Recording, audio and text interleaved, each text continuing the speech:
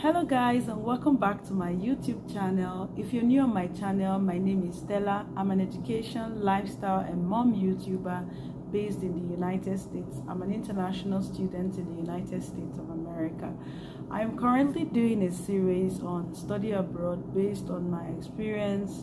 I have a master's degree from India. I got a fully funded scholarship to go to India and do a master's, and then I'm in the United States doing a PhD on yet another fully funded scholarship. So I know some things. So I have some information here and there about how to get these opportunities, and I have decided to bring it here on my channel to talk about them. And that's why I encourage you to share these videos that I'm making. The rest of the videos I have done so far will be in the description box below, so you can check them out. Share this video so that it can reach a wider audience. Honestly, as much as I want to grow my YouTube channel, I also want to just give information out there, because when I was applying, I didn't have like a concise information, like somewhere where I could follow up gradually. It was a tiny bit of information that I got from people, different persons, that has helped me come this far. So in today's video, just before then, if you haven't subscribed to my channel, please take some time out to subscribe. It is the red button which is down there below, and it is free. And if you want to get notified whenever a new video pops up on my channel, you can click the bell which is right next to the subscribe button there. And so whenever I upload a new video, you definitely get notified. In today's video, I will be talking about recommendation letters. How can you get recommendation letters and all the nitty-gritties that come with it.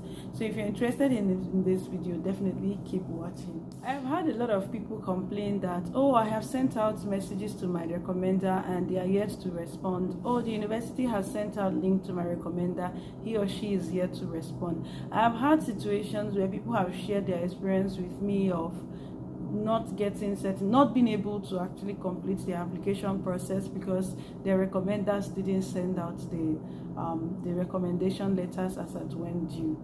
All these things are heart-wrenching, because imagine you're qualified for a particular position or a particular opportunity, and then you just don't get it just because your recommender didn't send out their letters or something like that. And that's why, from my experience, I have some tips that I'll be sharing with you guys on how to go about the whole recommendation letter thing and all of that. So the first thing I'm going to mention here goes to people who are in school at the moment, probably doing a bachelor's degree, or people who are working. Look, whatever it is you're doing, if you have it in mind that you're going to go outside of Nigeria to do a degree, to get a degree, maybe graduate school, master's or PhD, just know that you will need recommendation letters.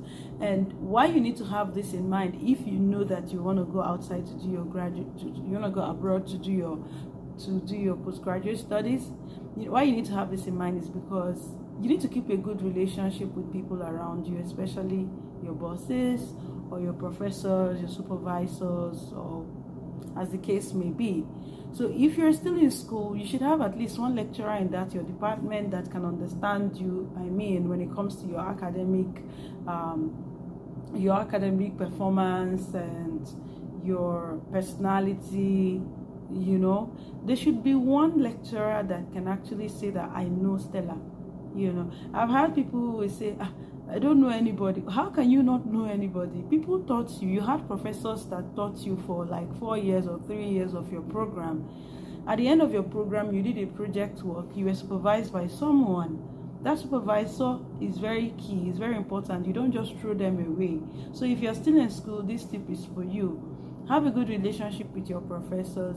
Let them know your academic performance and your academic stand, what you can do and your weaknesses, and not like you're just going to sit down with them and start gisting them, but I mean, there should just be a lecturer that should know you.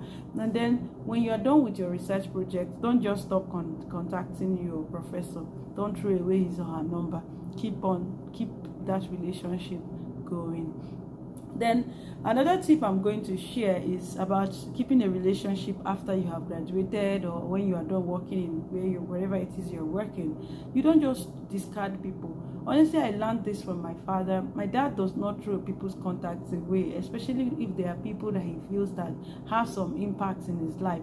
Even if he doesn't need them at the moment, he always tries to keep their numbers, and once in a while he reaches out to say hi, because he tells me that someday you might need these people, you know. And honestly, that has really worked for me. I don't throw my professors' contacts away. I'm still in touch with most of my professors that I kind of like, I was quite close to. When I mean close to, I don't even go to these people's offices. When I mean close to, these are people I got motivated by. I was inspired by their way of teaching, by the courses they taught me, and you know, I kept that relationship. I still exchange emails with some of them. I still exchange like some of them are my friends on social media like Facebook. I follow some of them on Facebook, and so we see some of them, I even have them on WhatsApp. We still chat on WhatsApp, you know.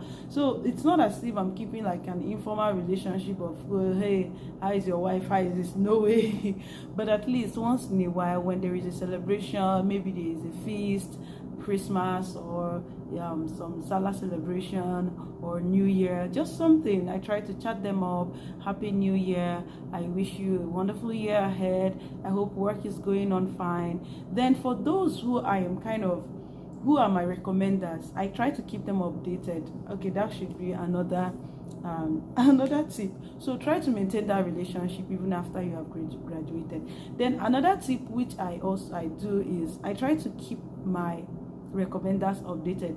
I have 3 persons that are like constant K. They are always the ones writing my recommendation letters. Of course, I have other options too. Once in a while, I also use those other options, and I'm going to tell you guys why those 3 are constant key. But before then, now these 3 persons, I try as much as I can to always keep them updated with what is going on in my life with respect to my career as an academic. So when I'm going for this degree, when I got my funding for master's degree, they were all aware. Of course, they were the ones who wrote the recommendation letter, but I let them know, okay, now I'm going. And when I got there, when I started my program, I told them what the program looked like. I told them how I felt about the professors. When I eventually got out, I also informed them. They knew my performance, they knew everything. Now, the reason I was doing this and keeping them updated is not just because I just want them to know. It's because when they know, it's going to help them when they are writing recommendation letters for me again.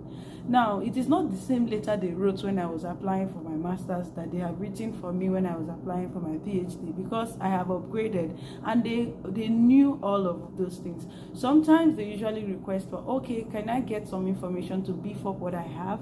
And then I send it to them, and then they read through, and they're like, okay, I know this, I know this, I know. And then they put these things together and write a very good letter on your behalf. So that is also important. Keep them updated about what's going on in your life. Then what again do I usually do? I try to make sure that they, like, for example, some of them will, like I mentioned before, send me a series of questions about myself, things that they feel that if they get answers to, they will be able to come up with a very good letter.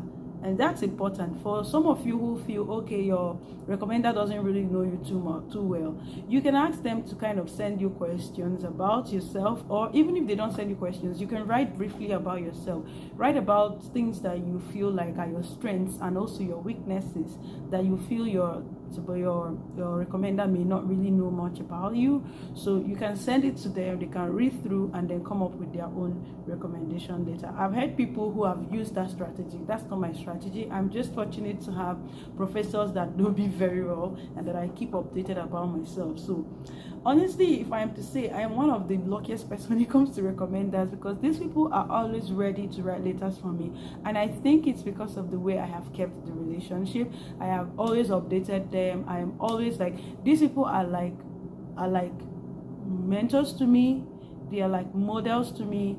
They have turned out to be like fathers to me, even because my recommenders are men. I mean, so yeah, what I'm just saying is maintain a good relationship with them while in school, while at work, after you have left the place of work, after you have left school. Keep them updated and let them know what's going on. And then Oh, one very important tip is to to apply on time, so that you can give them that space of time to be able to come up with a letter for you. These people are very busy people, and by the way, you may not even be the only one requesting for a recommendation letter. You people might be 10 of you, and he has his life, he or she has their life going on. So you need to like send in your application on time, because most schools, it is until you submit application they will not send a link, while some other schools, in the course of your application, once you have filled in the name and email address of the recommenders, they quickly send an email even before you submit. So whichever way, it's important to apply on time, so that you give your recommenders that luxury of time to be able to send in their recommendation letters as early as possible. If you do rush work, then you will collect.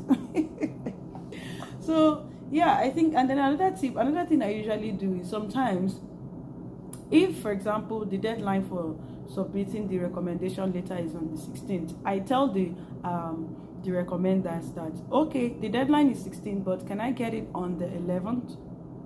So you try to give them your own deadline, even though you know the deadline is 16th, and sometimes they understand, so they'll definitely stick to your own date. So that's it. It's important. Recommendation letter is highly important, because honestly, what they say about you means, okay, there's a third party that can bear witness to everything that you say you are. So you see, it's very, very important. So it's important that you get the right persons. Please don't just get, it's not just anybody. Make sure that there are people that are in line with what you're doing. I cannot go and meet somebody that is in physics just because he's my friend to write a recommendation letter for me when I'm in chemistry. I mean, that's possible, but I don't do it. I prefer to work with people that are in my field, who I have passed through them. I have people in chemistry, I have people where I have worked, I have them as my recommenders. So those ones give me like professional recommendation letters when I need a letter from a place I have worked before. So they have an idea about your academics, they also have an idea about your professional experience, while your academic referees have an idea about your academics. And if you let them know, if you keep them updated about your professional experience, they also kind of put these things in there. So it's not just anybody, it's not your brother, it's not your sister, it's not your friend. It has to be somebody who is professional. I hope this video has been helpful. I thought to put it out there because a couple of persons have asked me about recommendation letters and they're having serious issues with it. I hope that this video is helpful and that you consider some of these tips. For you guys watching, if you have any other tips, things that have helped you that you think might help others, you can drop it down there in the comment section. Thank you so much for the engagement on all my videos. Kindly click the like button to like this video, drop me your lovely comments, share this video to reach a wider audience, and subscribe if you haven't. I will see you guys in my next video. Bye bye.